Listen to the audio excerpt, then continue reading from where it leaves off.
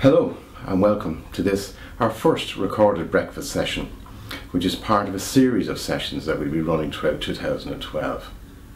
The idea is to produce a recorded version of a live event that took place here in the CIF, and to allow the viewer to select chapter by chapter a particular aspect of any topic that we're dealing with. So I hope you'll find it of use. Today's session deals with the changes in new public sector contracts as introduced by the Government Construction Contracts Committee on the 28th of July this year. I'm sure you will find it of interest. When we look at these aspects, it's important that we realise that change has occurred, and it's also important that we familiarise ourselves with these changes and the likely impact that they'll have on how we execute contracts. If you have any queries in relation to this presentation or any of the other in the series, contact me, Martin Lang, at the CIF or any of my colleagues in the Dublin, Cork or Galway office. Thanks, and I hope you enjoy the session. This morning we have Siobhan Kenny to talk to us about changes to the government forms of contract. Siobhan is well known to all of you, and she's well known inside here, and as you know, she's a partner in the law firm Hussey Fraser, who specialise in construction law. They are business members of the CIF and they partake in the payment assist scheme. So Siobhan is well known, and you're welcome, Siobhan. But before I hand over to Siobhan, just to talk a minute about the new government contracts. We're probably approaching the 5th year of the contract at this stage. And by my reckoning, there's probably about 5,000 projects undertaken on one form or other of the government contracts. Probably in the order of about 3,500 of those has reached final account. So we're beginning to see a body of experience, and we're beginning to maybe appreciate some of the outcomes. But for now, one of the disturbing things is that the contracts can be changed from time to time. Indeed, they are changed from time to time. Many of the changes are quite minor and amount no more than a correction of text. But some of them are significant, and some of the recent ones have been very significant indeed. They're not very many in number, but they are very significant changes. And it's for that reason that we have this morning's briefing, to brief you on, I suppose, the extent of changes, but more particularly on the very recent changes.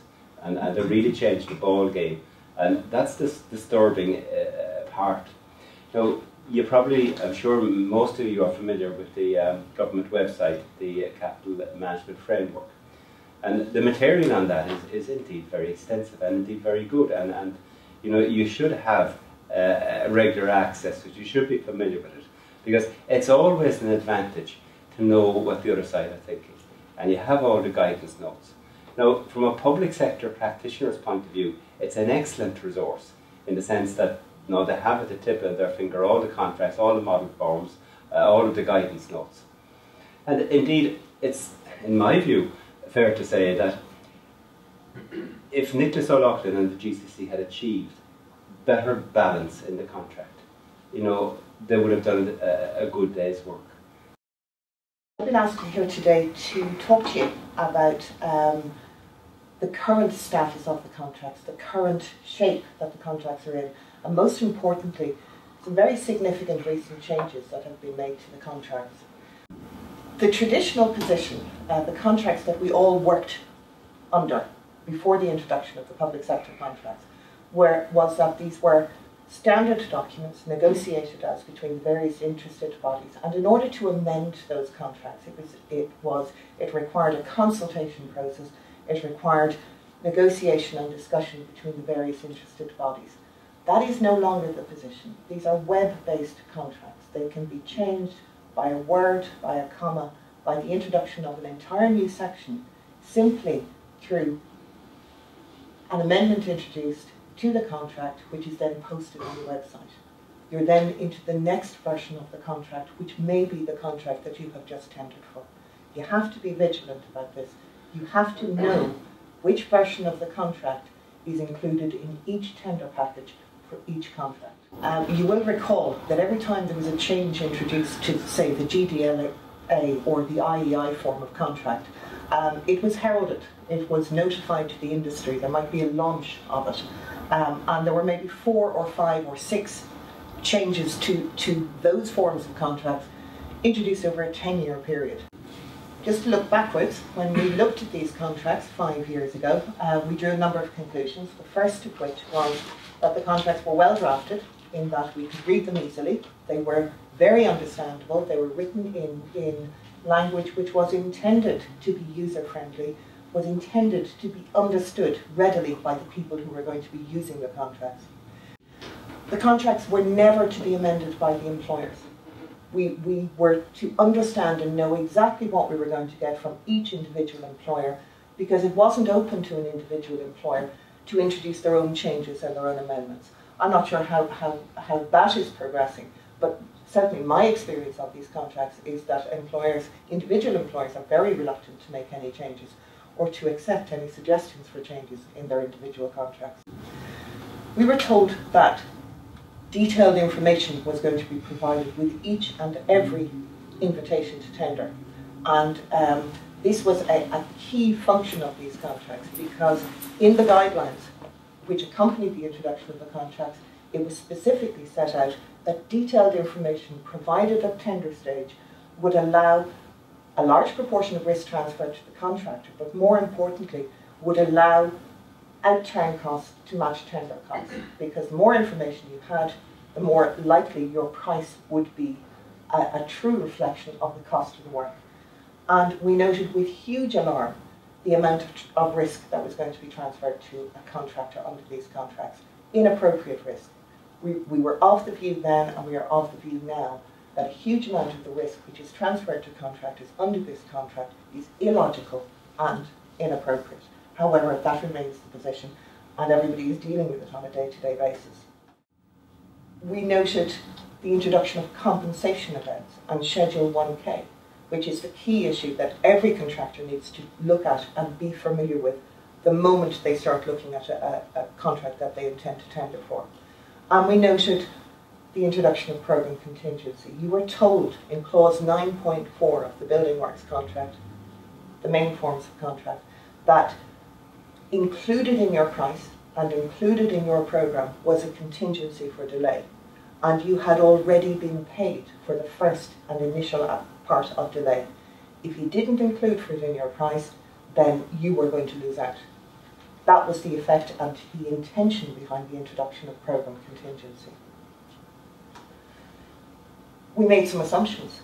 We assumed, because of what was said in the guidelines and what was advertised with these contracts, it was the manner in which they were introduced, that the quality of information that you were going to be provided with at tender stage was going to be so high and so detailed and so comprehensible that there could be no question of claims arising out of lack of information. Has that happened? I don't know. I'm sure it's happened on some projects. Has it happened across the board? Not in my experience.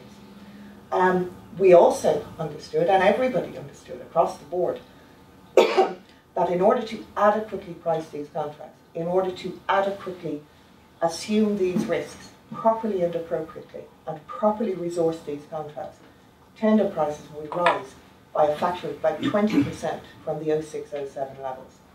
That was the assumption made. That was the assumption made by the government, because they wanted certainty.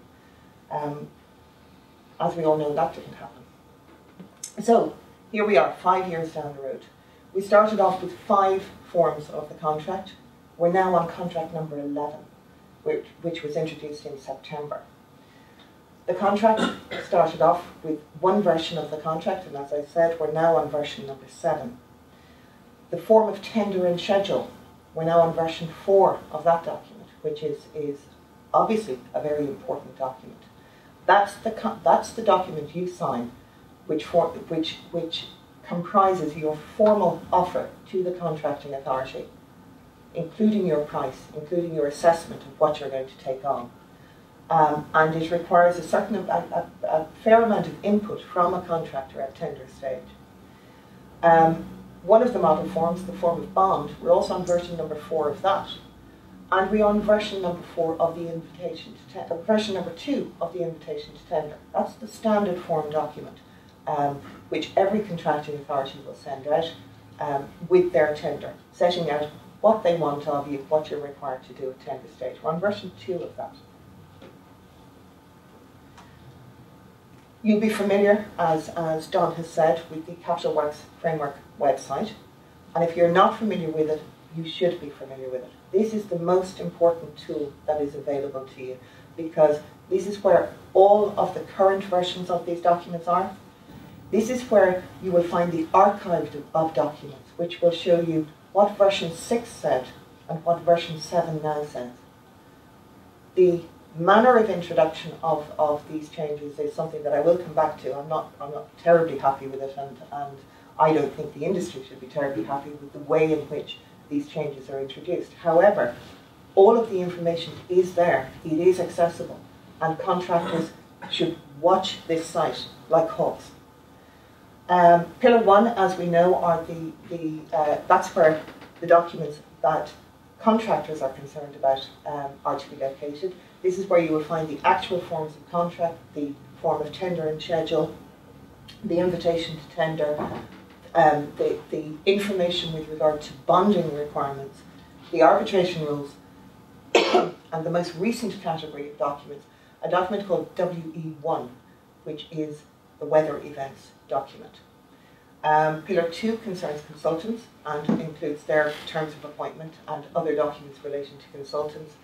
Pillar 3 is really for the contracting authorities and is a set of documents to enable them to plan and to do cost analysis of the projects that they're involved in. And Pillar 4 is for everybody, and this is where the guidelines are to be found. That website is as I say, it is one of the most important resources available to the industry as a whole, and should not be ignored.